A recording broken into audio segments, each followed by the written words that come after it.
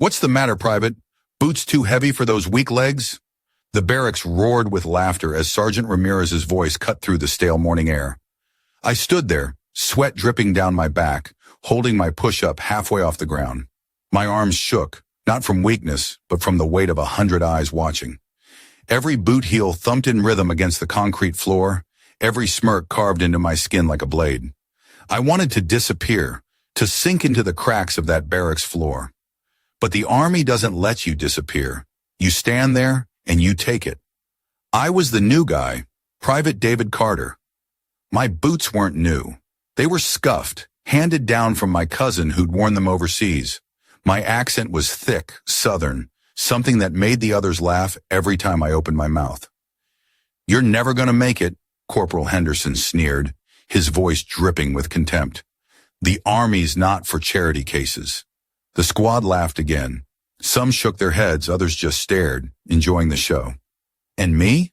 I kept my eyes on the floor, jaw tight, because talking back was suicide. That night, when the lights went out and the snoring started, I lay awake staring at the ceiling. The smell of polish and sweat hung heavy in the air. Rows of boots lined perfectly by bunks, uniforms folded with surgical precision. Everything screamed order, discipline, brotherhood, except for me. I was the outsider. I heard whispers in the dark. Dead weight. Liability. They didn't bother lowering their voices. It was meant for me, and I took it, because what else could I do? Morning came with the sound of boots on concrete and Ramirez barking us into formation. We ran drills until the world blurred. Mud swallowed our boots, rain stung our eyes, but when I stumbled, Ramirez was there to let everyone know. Pathetic, Carter. My grandmother runs faster with a walker. Laughter again, that same rhythm pounding in my ears. Every stumble I made fed their doubts. Every insult planted another seed of shame. I swallowed it down, all of it, because that's what you do when you got nothing left but grit. But not everyone laughed. I caught Miller's eyes once. Just once. He was a quiet one, always kept to himself. He didn't defend me, but he didn't join the laughter either. He just watched a flicker of something, pity maybe, or recognition, before he turned away. That single look was more than I'd gotten from anyone else. It didn't make me stronger, but it kept me from breaking completely. Sometimes all you need is someone noticing you're still there. Later in the mess hall, I sat alone with my tray. Henderson and his buddies made a point of walking past, one of them kicking the leg of my chair, so I spilled half my food. "Clean that up, charity case." The room chuckled. I bent down, scooping up mashed potatoes with my bare hand, cheeks burning. Nobody offered to help. Nobody ever did. Except I noticed Miller again, across the room. He didn't move, didn't say a word, but his eyes followed the scene. He looked like he wanted to stand up, but thought better of it. He stayed seated. And me? I forced down the cold potatoes like it didn't matter. In those days, I carried one thing that kept me sane. A small locket tucked under my shirt with a picture of my father. He'd been a soldier once, a decorated one. Folks said he was tougher than nails, but the Army buried him before I was old enough to understand what that meant. Every time I felt myself breaking, I'd grip that locket until it cut into my palm. I'd remind myself he made it through worse. So would I. The worst moment came one night during locker inspection. Ramirez held up my boots, worn thin at the soles. "Whose are these? Carter's?" "Figures." He tossed them down like trash. "Look at this, men. You think a soldier can march into war with garbage like this?" The barracks erupted again, Henderson smirking in the corner. I stood there barefooted, staring at those boots on the ground. The last piece of family I carried with me. My father's boots. They didn't shine like the others, but they'd walked through fire before I ever put them on. I bent down, picked them up slow, and set them back in line. My hands shook, but my voice stayed steady. "They'll get me where I need to go, Sergeant." The room went silent for half a second, just half, before Ramirez barked a laugh. "We'll see about that, Private." That was the night I realized humiliation wasn't the end of me. It was fuel. I lay in bed listening to the rain hammer the tin roof, clutching that locket, staring at those boots. Something in me hardened. They thought I was weak. They thought I didn't belong, but I knew better. Somewhere deep inside, I knew a time was coming when they'd see me differently, when those boots would carry me further than they could imagine. I thought that was the end of it. Just another night of shame, another day of mockery waiting. But what I never expected was how fast everything could change, and how one moment, one test, would flip this whole story upside down. If this story resonates with you, don't forget to hit the like button and subscribe to the channel so you won't miss the next chapters of this journey. Rain came down in sheets that morning, pounding the training field until the mud swallowed our boots. Sergeant Ramirez's voice cut through the storm like a knife. "Carter, you're dragging this squad down. Move faster." My legs burned, lungs on fire, every step heavier than the last. The others sprinted ahead, splashing through puddles, laughing when I slipped and went face first into the muck. I could hear Henderson's voice over the storm. "Told you, he ain't cut out for this." They didn't see the way my hands clenched into fists, hidden by the mud. I wasn't going to quit. Not for them, not for Ramirez, not for anyone. After formation, we stumbled into the barracks soaked through, uniforms plastered to our skin. Steam rose from the heaters, but the cold never left my bones. I peeled off the wet blouse, hung it up with the others, and caught Henderson's sneer from across the room. "You smell like a pig pen, Carter. Maybe you should have signed up for farm duty." The squad laughed again, their voices bouncing off the cinder block walls. I didn't answer. I just grabbed the old towel hanging at the edge of my bunk and dried myself off, eyes low. Silence was my shield, but it cut deep every time. The chow hall was no better. The long metal tables buzzed with voices, trays clattering, boots echoing on the tile. I sat at the far end, the seat no one else wanted. Henderson and his buddies strutted past, making sure everyone saw when he accidentally tipped my milk onto the floor. The white puddle spread at my feet. "Guess you don't need it," he said, smirking as his buddies laughed. I bent down to wipe it up, but before I could finish, a hand slid something across my tray. An extra protein bar. I looked up. Miller.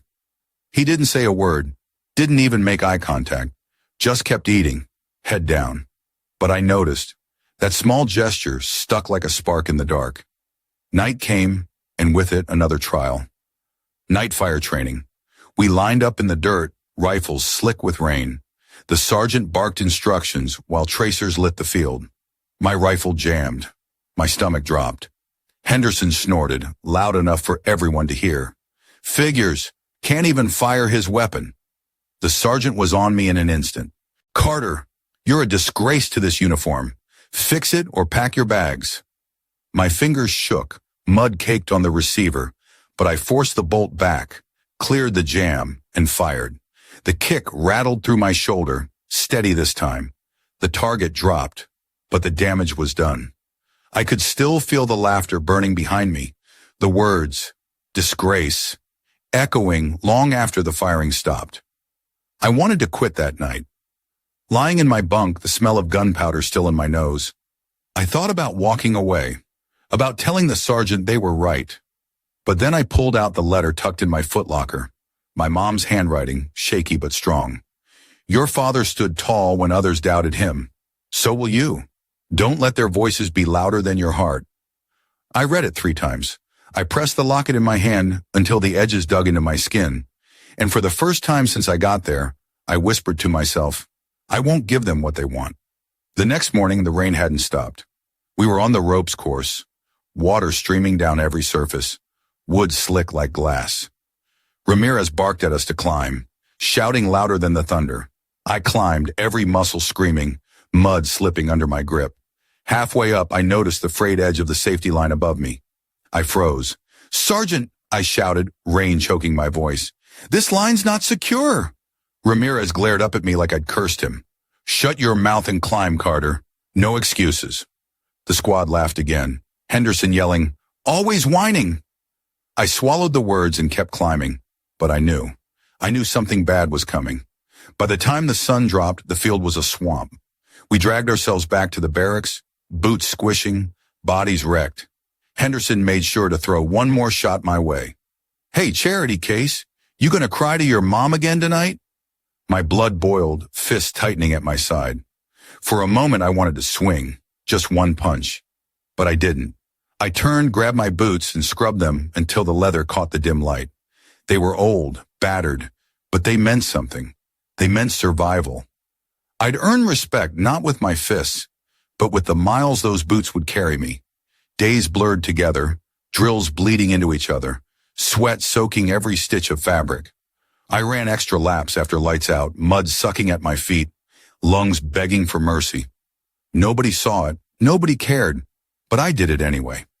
Every night I came back to the barracks so exhausted I could barely stand.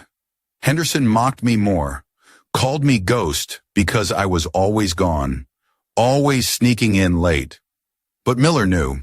He saw the mud caked on my uniform when no one else did. One night, as I collapsed onto my bunk, he muttered just loud enough to hear, "Keep pushing, Carter." That was all. 3 words, but they lit a fire stronger than any insult could smother. The pressure never let up. Inspections were brutal, drills unending. But somewhere in that grind, I changed. My arms thickened, my run times dropped, my focus sharpened. They still mocked me, still threw their cheap shots, but their words didn't sink as deep anymore. I was building something under the surface, piece by piece. They couldn't see it yet, but it was there. And deep down, I waited for the moment when everything would shift. That moment came during a late-night rappel drill. The storm hadn't let up all week, ropes slick, boots sliding. Ramirez stood at the bottom shouting, "Move, move, move!"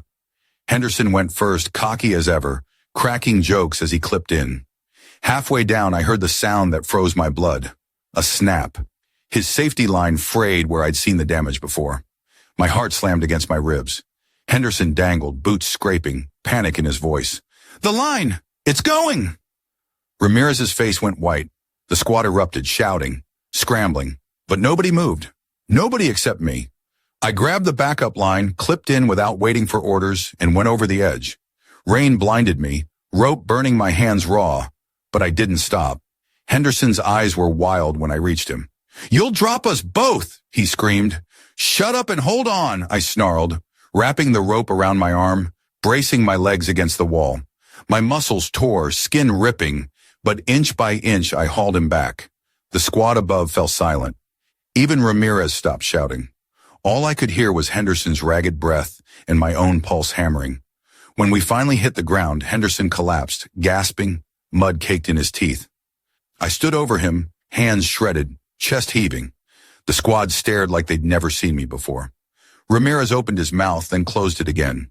For once, he had nothing to say. The silence was louder than any insult they'd ever thrown. And in that silence, something shifted. For the first time since I set foot in that place, I wasn't the joke anymore. I wasn't charity case. I was the guy who held the rope when it mattered. And I knew deep down, this was just the beginning. If this story resonates with you, don't forget to hit the like button and subscribe to the channel so you won't miss the next chapters of this journey. The sun hadn't even cleared the horizon when the word came down. Full combat simulation. Squad versus squad. Live field exercise. Everyone knew this was the big one. The evaluation that decided who stayed and who washed out. My stomach knotted as we shouldered our packs, rifles slung, faces painted with streaks of black and green. The air was heavy with the smell of wet pine and diesel from the Humvees idling nearby. This was it. Weeks of sweat and humiliation came down to this. And for me, it felt like a setup. Sergeant Ramirez barked orders, his voice echoing off the trees. "Carter, you're point man. Let's see if you can finally carry your own weight." Laughter rippled through the squad. Henderson clapped me on the shoulder, sneering. "Try not to get us killed, charity case." My throat burned, but I said nothing. Just nodded, adjusted the strap on my rifle, and stepped forward. Inside, I knew exactly what this was. Ramirez was throwing me to the wolves. Point man meant leading the patrol, scanning for traps, guiding the route. If something went wrong, it'd be on me, and everyone would love nothing more than to watch me fail. We moved out in staggered column, boots crunching over gravel, the forest swallowing us whole. The radio crackled with updates from the other squad, but all I could hear was the steady drip of sweat inside my helmet. Every rustle of leaves felt like a threat, every shadow a trick. Henderson never let up.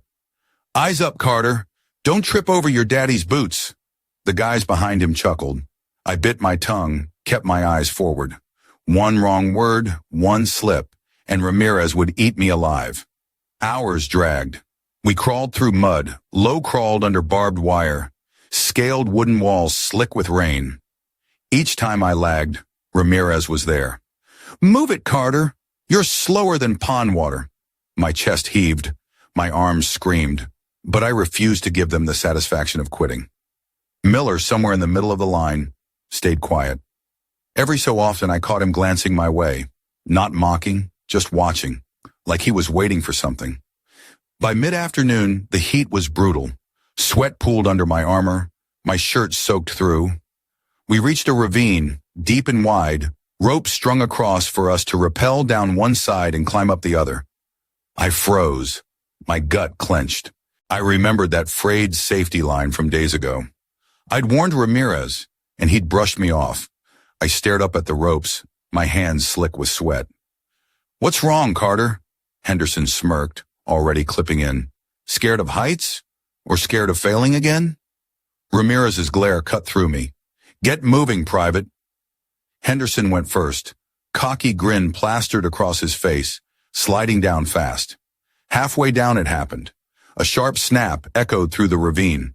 His line split fibers like tearing cloth. He dangled, boots scraping the cliffside, arms flailing. The rope! It's giving! His scream sliced through the forest.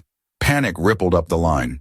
The squad shouted, rifles clattering to the ground, but no one moved. Ramirez's face went pale, eyes wide. For once, the drill sergeant had no orders. Something inside me snapped, not the way Henderson's rope had, but harder, sharper. I unclipped, grabbed the backup line, and without waiting for anyone's word, I went over the edge. The ravine yawned below, rocks jagged like teeth, but I didn't care. I rappelled down fast, rope searing my palms raw. Henderson's eyes were wild when I reached him. You're crazy, we'll both go down. I locked eyes with him, voice low but steady. Shut up and hold on. I anchored my feet against the rock face, wrapped the rope around my arm, and started hauling. Every muscle tore, fire shooting down my shoulders, my skin ripped open by the rope. Henderson's weight dragged like an anchor, but inch by inch I pulled. His boots scraped, his curses filled the air, but I didn't stop. Above us, the squad had gone silent. Even Ramirez's voice was gone. All I heard was the blood pounding in my ears and Henderson's ragged breathing. The rope cut deeper, my vision blurred, but I hauled one last time, a scream tearing from my chest. Henderson lunged, fingers clawing at the edge. Miller reached out, grabbing Henderson's vest, pulling him over. I collapsed against the cliff wall, chest heaving, blood dripping from my hands. Henderson rolled onto his back, gasping, mud plastered across his face. He stared up at me like he'd never seen me before. You saved me, his voice cracked. For the first time, there was no mockery in it, only shock. The squad surrounded us, a mix of disbelief and silence. Nobody laughed, nobody spoke. Ramirez finally stepped forward, his jaw tight. His voice came low, almost uncertain. Get him patched up. That was it.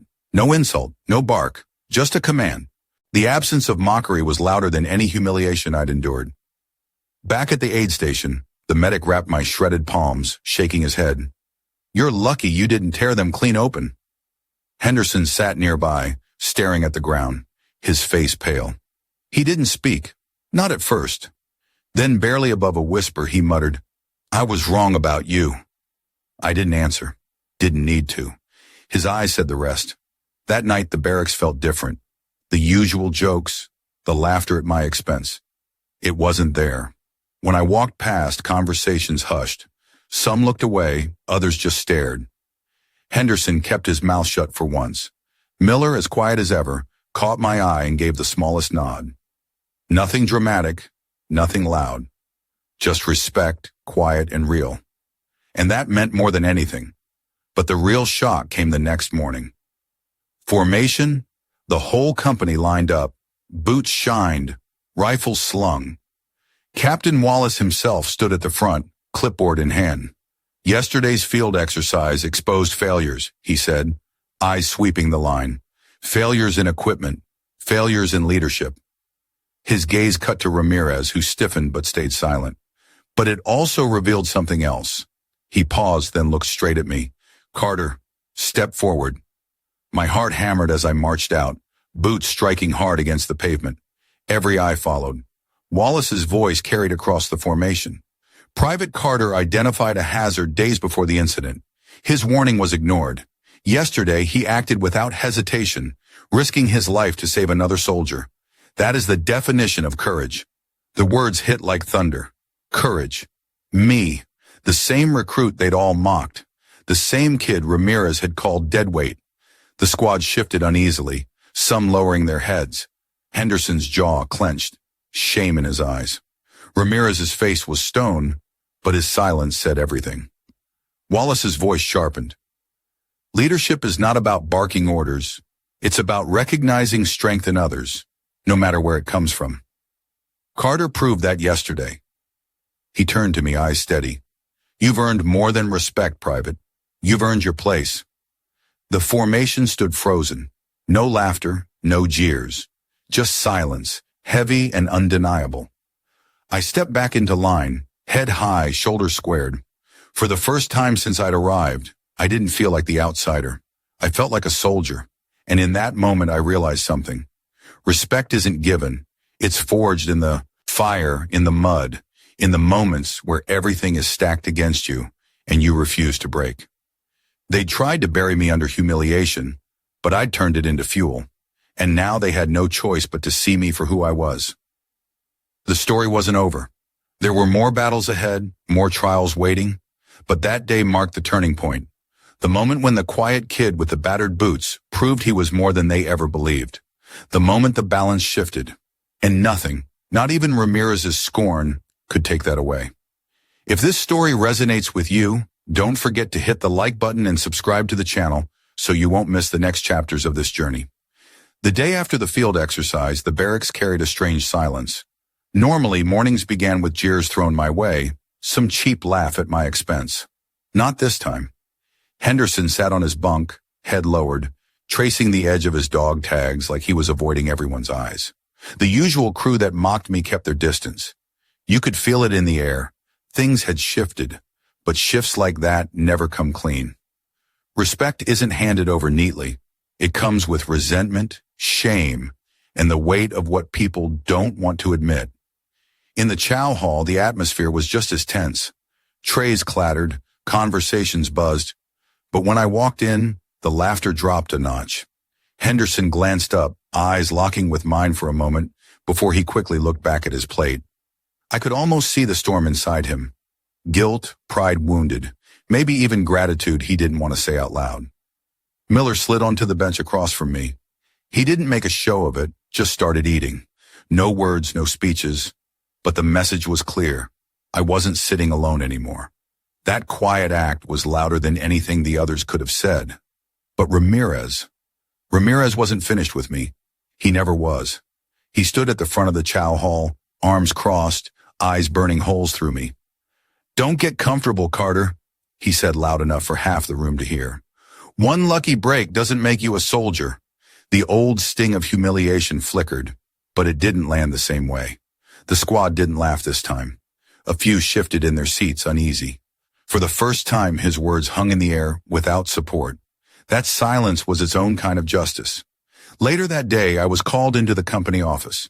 Captain Wallace sat behind his desk. Reports spread across the surface. Ramirez stood stiffly at attention to the side, jaw tight. The captain's voice was measured, calm but sharp. "Private Carter," he said, "your actions yesterday will be noted in your record. They showed initiative and courage." My chest tightened, hearing those words. Initiative, courage. Words I'd never expected to be tied to my name here. Then his tone shifted, colder, aimed at Ramirez. "But what concerns me, Sergeant, is that this private's warning about equipment was ignored." Ramirez's face barely moved, but I saw it, the crack in his armor. He wanted to argue, but the chain of command held him in check. For once, he wasn't the one holding the hammer. Back in the barracks, the squad circled me differently. Henderson came up, his voice low, awkward. "Carter, about the rope. I'd be dead if you hadn't." He stopped, words stuck in his throat. He wasn't built for apologies. Finally, he just muttered, "Thanks," before walking off, shoulders hunched. It wasn't much, but it was everything. The same guy who'd torn me down for weeks was now stumbling under the weight of respect he couldn't quite show. That was a battle I'd never thought I'd win. The real moment came during evening drill. The whole platoon stood at attention, rifles slung, eyes forward. Ramirez, voice booming as always, called out names. Then Captain Wallace stepped forward, something unusual in his tone. "Yesterday, Private Carter risked his life to save a fellow soldier. He acted with courage when others froze. That deserves recognition." He nodded toward Ramirez. "Sergeant, front and center." Ramirez's jaw flexed, but he obeyed, stepping beside the captain. For a heartbeat, you could see it in his eyes. He knew what was coming. The captain's voice carried across the field. "Sergeant Ramirez, it's easy to shout orders, harder to listen. You ignored a soldier's warning. That nearly cost a life." The platoon stiffened. Nobody had ever heard a captain dress down a sergeant like that in front of everyone. Ramirez's face went stone white. Then Wallace turned to me. "Carter, step forward." My boots felt heavy, but I marched out, every step echoing, "Yesterday, you showed what leadership really means. Leadership isn't rank, it's responsibility, and you carried it." The silence that followed was explosive. No laughter, no whispers. Just every soldier on that field staring at me, their view of me shattered and rebuilt in real time. Ramirez stood there, jaw locked, forced to swallow the humiliation. He'd been feeding me for weeks. That was the moment everything flipped. The man who'd broken me down in front of everyone was now being called out himself. The balance of power shifted in a way you could feel in your bones. When drill ended, nobody rushed off. Henderson walked past me, clapped a hand on my shoulder, then kept moving without a word. Miller gave me that same quiet nod, but this time it wasn't pity. It was respect. And Ramirez. He didn't look my way. He couldn't. That night in the barracks, the air was different. Not easy, not friendly, but different. The jeers were gone. The silence wasn't cruel anymore. It was heavy, loaded with unspoken acknowledgement. For the first time, I felt the ground under my feet steady. I wasn't invisible. I wasn't the punchline. I was a soldier who'd proven himself in the mud, under fire when it counted. And as I lay in my bunk, staring at the ceiling, the locket in my hand, I thought about my father, about how he'd carried himself with pride no matter who doubted him. Maybe I was finally walking that same path. Maybe this was what he meant when he said strength isn't in words. It's in standing tall when the world tries to shove you down. But deep down, I also knew this wasn't the end. Respect can be given in silence, but trust takes time. And as much as I'd earned a place that day, I understood something else. The fight to prove yourself never really ends. The Army will always test you. The question is whether you break or whether you keep standing. If this story resonates with you, don't forget to hit the like button and subscribe to the channel so you won't miss the next chapters of this journey. The last week of training came quiet. Not in the drills, we still ran until our legs shook. Still crawled through gravel until our elbows bled. But quiet in the way the others treated me. The laughter was gone. The whispers behind my back were gone too. In their place was something heavier, silence, but not the kind that cut. This silence carried weight, respect, or maybe shame.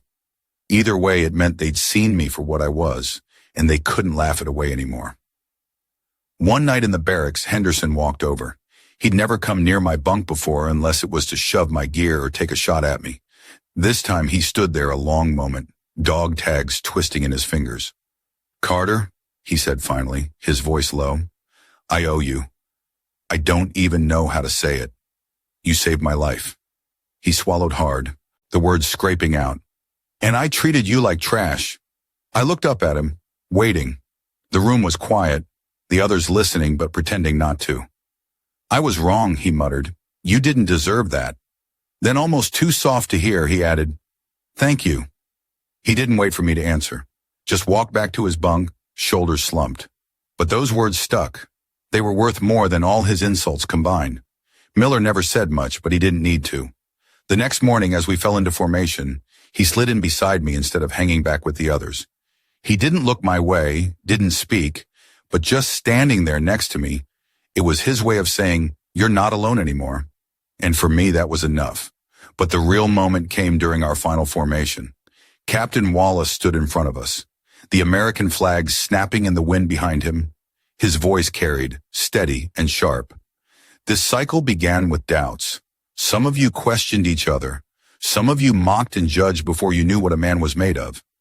His eyes swept the line. Nobody moved. Nobody breathed. Then his gaze landed on me. Private Carter stood against that. Not with words, not with bravado, but with action, with sacrifice. That is what makes a soldier. The platoon stood frozen, but I felt it. Every eye on me. The shift I'd been waiting for since day one. Ramirez, standing off to the side, kept his face hard, but even he didn't interrupt. For once, his silence wasn't scorn, it was acknowledgement, and that was louder than anything he'd ever barked at me. After we were dismissed, I walked back to the barracks slow, the locket heavy in my hand. I thought about my father, about the man everyone said never bent, never broke. Maybe I'd finally earned a piece of that legacy. Henderson nodded as I passed, not mocking, not bitter, just a nod. Miller clapped me on the back, the kind of simple gesture soldiers share when words aren't enough. The next morning before the sun broke, I stood outside alone. The flag lifted in the breeze, the base still wrapped in silence. I raised my hand, gave it a slow, steady salute. Not because anyone was watching, not because I wanted recognition, but because I finally understood. Strength isn't about the noise others make when they doubt you. It's about standing tall anyway. It's about carrying the weight even when your legs shake. And in the end, it's about honor, the kind nobody can take from you. If this story resonates with you, don't forget to hit the like button and subscribe to the channel so you won't miss the next chapters of this journey. The last image I'll leave you with is simple.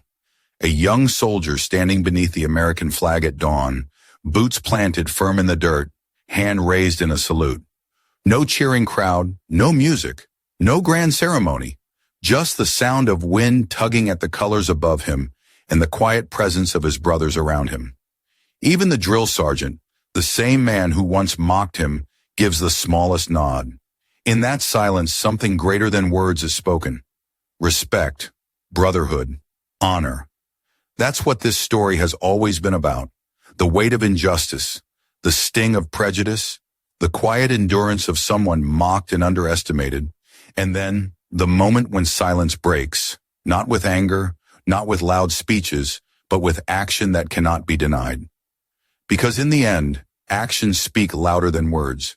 You can shout all day about who belongs and who doesn't, but when the rope is breaking, when a life hangs in the balance, only the one who steps forward proves the truth. Every soldier knows what it means to carry doubt on their back, to feel judged before they even take a step. But we also know that what doesn't kill you makes you stronger. Hardship forges steel. Mockery hardens resolve. And when the moment of truth comes, a person's true measure is revealed in the choices they make. That's dignity. That's resilience. That's brotherhood.